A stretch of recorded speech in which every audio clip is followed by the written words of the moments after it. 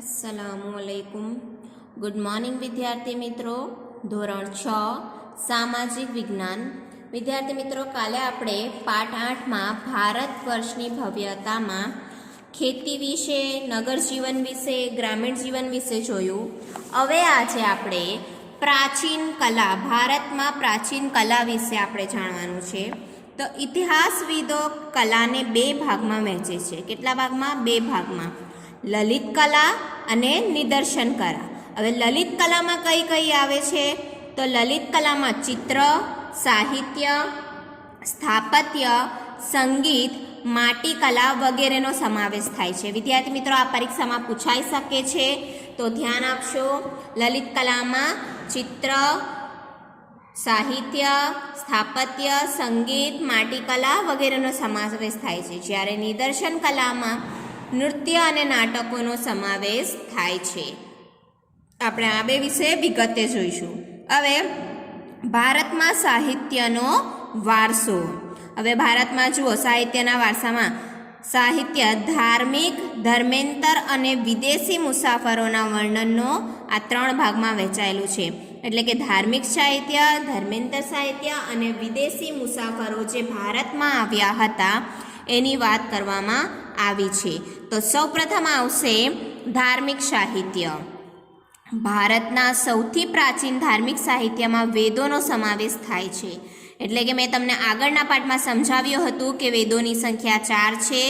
ઋગ્વેદ, યજુર્વેદ, સામવેદ અને અથર્વવેદ. એક વાક્યના પ્રશ્નમાં પૂછાઈ શકે છે. વિદ્યાર્થી મિત્રો, ધ્યાન આપશો. વેદોની સંખ્યા કેટલી છે? 4 છે. ઋગ્વેદ, યજુર્વેદ, સામવેદ અને અથર્વવેદ. વેદોને સમજાવવા માટે બ્રાહ્મણ ગ્રંથો અને આરણ્યકોની રચના કરવામાં આવી, જેમાં સતપથ બ્રાહ્મણ, ગોપદ બ્રાહ્મણ અને બૃહદારણ્યક સૌથી અગત્યના ગણાવી શકાય છે. આ સિવાય રામાયણ અને મહાભારત એ બંને મહાકાવ્યો પ્રાચીન ભારતીય સમાજ, સંસ્કૃતિ અને ધર્મનો ત્રિવેણી સંગમ છે. હવે વિદ્યાર્થી મિત્રો, રામાયણ અને મહાભારત તો આપણે ટીવી પર પણ બહુ વાર જોયા છે, બરાબર? તો રામાયણ કોણે રચી છે? વેદ વ્યાસે. કોણે? વેદ વ્યાસ રચિત મહાભારત પ્રારંભમાં એને જય સંહિતાથી ઓળખાતું, જે વિકસતું જતાં 1,00,000 શ્લોકનું મહાભારત થયું. કેટલા? 1,00,000 શ્લોકનું મહાભારત થયું. તેવી જ રીતે વાલ્મીકી રચિત રામાયણ. યાદ રાખજો વિદ્યાર્થી મિત્રો, બંનેમાં કન્ફ્યુઝન ન થાય. મહાભારત વેદવ્યાસે રચી છે, જ્યારે રામાયણ વાલ્મીકીએ રચી છે. ભગવાન શ્રી રામની કથા. રામાયણ વિશે તો તમને બધાને ખબર હશે. રામ અને સીતાની કથા વિશે બોલવામાં આવે છે. તો ભગવાન શ્રી રામની કથાની સાથે આદર્શ સમાજ જીવન અને નૈતિક ધોરણોનું ચિત્રણ થયેલું છે. 108 જેટલા ઉપનિષદો ભારતીય ચિંતનના મહામૂલા ગ્રંથો છે. કેટલા?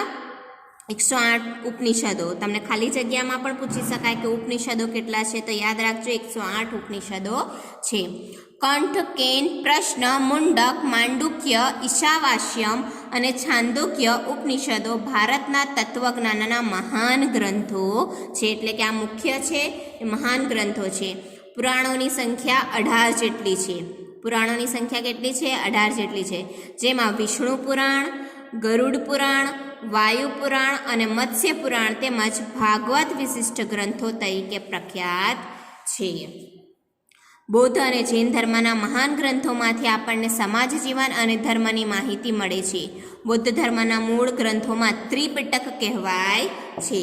બૌદ્ધ ધર્મના મૂળ ગ્રંથોને શું કહેવાય છે? ત્રિપિટક કહેવાય છે. તેમાં સુત્ત પિટક, વિનય પિટક અને અભિધમ્મ પિટક, આ 3 વસ્તુ ખાસ યાદ રાખજો. આ 3 વસ્તુનો સમાવેશ થાય છે. શેમાં? બૌદ્ધ ધર્મના મૂળ ગ્રંથોને શું કહેવાય છે? ત્રિપિટક. અને કયા કયા ત્રિપિટક? એટલે કે ત્રિપિટક એટલે કે 3 પિટક. તો કયા કયા? કે સુત્ત પિટક અથવા સૂત્ર પિટક પણ બોલી શકો છો. વિનય પિટક અને અભિધમ્મ પિટકનો સમાવેશ થાય છે. આ સિવાય જાતક કથાઓ, દિગ્નિકાય, અગુંતર નિકાય અને મજ્જિમ નિકાય અગત્યના ગ્રંથો છે. એટલે કે આ 3 જે ગ્રંથો છે તે અગત્યના છે.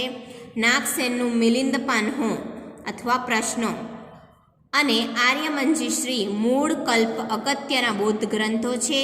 તિબ્બત ભાષામાં બૌદ્ધ ગ્રંથની કઝાર અને તંજર બે સંહિતા પ્રસિદ્ધ છે. બરાબર, તિબ્બત ભાષામાં બૌદ્ધ ગ્રંથની કઈ કઝાર અને તંજર બે સંહિતા પ્રસિદ્ધ છે. જાતક કથાઓ, દિગ્નિકાય, મજ્જિમ નિકાય પણ બૌદ્ધ ગ્રંથો છે. આ ઉપરાંત બૃહદ કથા, હરિવંશ પુરાણ, વાસુદેવ હિડે, સિદ્ધહેમ શબ્દાનુશાસન, દ્રયાશ્રય અને કીર્તિ કૌમુદી મુખ્ય છે. જૈન ગ્રંથોને આગમ ગ્રંથો પણ કહેવામાં આવે છે. જૈન ગ્રંથોને શું કહેવામાં આવે છે? આગમ ગ્રંથો પણ કહેવામાં આવે છે. આ આગમ ગ્રંથોની સંખ્યા કેટલી છે? 12. જ્યારે અહીંયા આપણે કયું જોઈએ? પુરાણોની સંખ્યા 18. ઉપનિષદો કેટલા છે? 108. બરાબર. બૌદ્ધ ધર્મના 3 પીટક ગ્રંથો છે. કયા કયા? સુત્ત પીટક, વિનય પીટક, અભિધમ્મ પીટક. એવી રીતે જૈન ગ્રંથોને આગમ ગ્રંથો કહેવામાં આવે છે. અને એ ગ્રંથોની સંખ્યા કેટલી છે? 12 છે. જૈન ધર્મનું પ્રાચીન સાહિત્ય 14 પર્વ અને 12 અંગમાં વહેંચાયેલું છે. કેટલું? પ્રાચીન સાહિત્ય 14 પર્વ અને 12 અંગોમાં વહેંચાયેલું છે. મુખ્ય ગ્રંથોમાં આગમો, આચારાંગ અને વૈતાલિક દશાવૈતાલિક સૂત્ર અગત્યના છે. હવે આવશે ધર્મેન્તર સાહિત્ય. આ થયું ધાર્મિક. હવે આવશે ધર્મેન્તર સાહિત્ય, જેમની વિષય વસ્તુ ધર્મની બહાર છે તેવા સાહિત્યિક ગ્રંથો ધર્મેન્તર સાહિત્ય તરીકે ઓળખાય છે. તેમાં મોટે ભાગે કાવ્યો, નાટકો, પ્રશસ્તિઓ, વ્યાકરણ ગ્રંથો અને સ્મૃતિઓનો સમાવેશ થાય છે. આ સ્મૃતિઓએ ભારતના કાયદા ગ્રંથો છે, જેમાં મનુસ્મૃતિ, યાજ્ઞવલ્ક્ય સ્મૃતિ, નારદ સ્મૃતિઓનો સમાવેશ થાય છે. કૌટિલ્યનું અર્થશાસ્ત્ર પણ કાયદા ગ્રંથ છે. પ્રાચીન ભારતમાં મોટા પ્રમાણમાં નાટકો અને કાવ્યોની રચના થઈ છે, જેમાં મહાકવિ ભાસ, કાલિદાસ, શુદ્રક ભારવી જેવા મહાન સાહિત્યનો સમાવેશ થાય છે. બરાબર. શું છે? પ્રાચીન ભારતમાં મોટા પ્રમાણમાં નાટકો અને કાવ્યોની રચના થઈ છે. તો આ નાટકો અને કાવ્યોમાં કયા કયા? કે મહાકવિ ભાસ, કાલિદાસ, શુદ્રક ભારવી જેવા મહાન સાહિત્યકારોનો સમાવેશ થાય છે. આવા અગત્યના મહાકાવ્યો અને નાટકોમાં અભિજ્ઞાન શાંકુતલમ, રઘુવંશમ, મેઘદૂતમ, કિરાતાર્જુનીયમ, સ્વપ્નવાસદત્તમ અને મૃચ્છકટિકમ વગેરેનો સમાવેશ થાય છે. એટલે કે આ બધું જે છે નાટકો, તો આ બધા જે કવિભાસ છે, કાલિદાસ છે, એ લોકોએ રચ્યા હતા. દક્ષિણ ભારતમાં એક વિશિષ્ટ સાહિત્ય, જેને સંગમ સાહિત્ય કહેવામાં આવે છે, તેની રચના ઈસવીસનની પ્રથમ 3 સદીઓમાં થઈ હતી. મદુરાઈમાં 3 સંગમ સભા છે. 1600 જેટલા લોકકવિઓએ વીર કાવ્યોની રચના કરી છે. કેટલા? 1600 જેટલા લોકકવિઓએ શેની રચના કરી છે? વીર કાવ્યોની રચના કરી છે. આ સાહિત્યમાં શિલ્પદિક્કરામ, મણિમેઘમલાઈ ખૂબ જ મહત્વના છે. સંસ્કૃત ભાષામાં સર્વશ્રેષ્ઠ વ્યાકરણ ગ્રંથ પાણિનીનું અષ્ટાધ્યાયી છે. બરાબર. સંસ્કૃત ભાષામાં યાદ રાખજો વિદ્યાર્થી મિત્રો, સર્વશ્રેષ્ઠ વ્યાકરણ ગ્રંથ કયું છે? પાણિનીનું અષ્ટાધ્યાયી છે. તે સંસ્કૃત ભાષામાં સૌથી મહત્વનું છે, સર્વશ્રેષ્ઠ છે, જે ઈસવીસન પૂર્વે 5મી સદીમાં રચાયું હતું.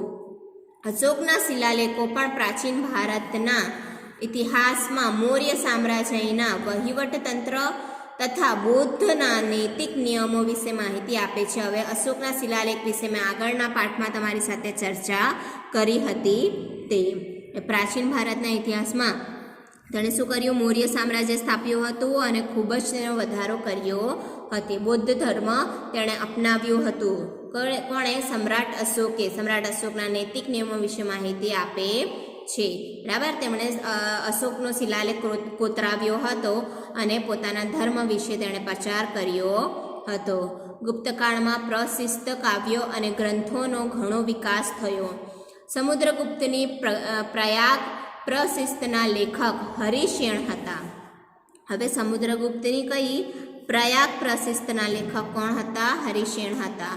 તો ઉદયગીરીની ચંદ્રગુપ્ત દ્વિતીયની પ્રશિસ્તના લેખક વીરસેન સાબા હતા. બાણે હર્ષચરિતમના હર્ષની પ્રશસ્તિ કરી છે. વિદ્યાર્થી મિત્રો, આજના માટે ફક્ત આટલું જ રહેશે. કાલે આપણે વિદેશી મુસાફરો વિશે ભણીશું. Thank you.